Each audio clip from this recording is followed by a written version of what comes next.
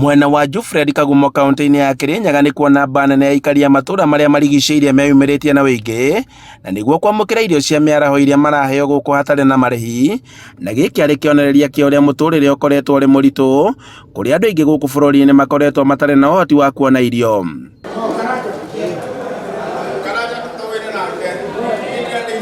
Na kuona atĩ andũ metagĩrwo ũteithio hĩndĩ ya ũteti, rita rĩrĩ nĩ mũgarũ wa mwakũrũ na ethĩ kuma icagi-inĩ cia taũni ya Kagumo maugĩte atĩ matirĩ na ũhoti wa kwĩrũgamĩrĩra mambura-inĩ maya na nĩkĩo meyumĩrĩtie kwamũkĩra kĩrĩa kĩngĩoneka.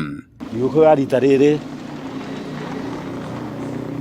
nĩ njega no ĩna moritũ ma mĩthemba na mĩthemba. Kũringana na ikari mwena ũyũ ti andũ aingĩ magũkorwo na ũhoti o wothe wa thigũkũ, kuona atĩ nĩ gũkoretwo na ũnyihu wa mbeca oro hamwe na mawĩra gũkũ bũrũri-inĩ. Kwĩna maũritũ ma mũtũrĩre mũno no mũthĩ nĩ ndakena mũno, twatugwo nĩ Jufred twarĩa twabũna nginya ndakuĩra twana na nĩ ndacokia ngatho.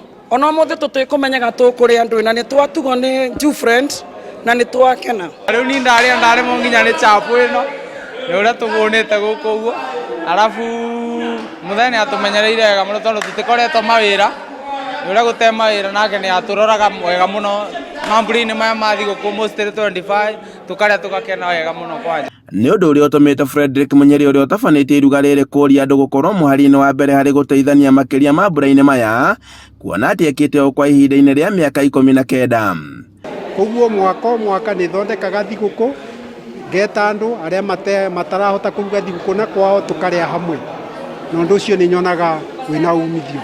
No mwaka ũyũ andũ ona nĩ manegenu mũno tondũ andũ matina mbeca mĩhuko-inĩ na bũrũri ũtirĩ na mbeca, tũtiramenya nĩ atĩa kũrathiĩ na mbere.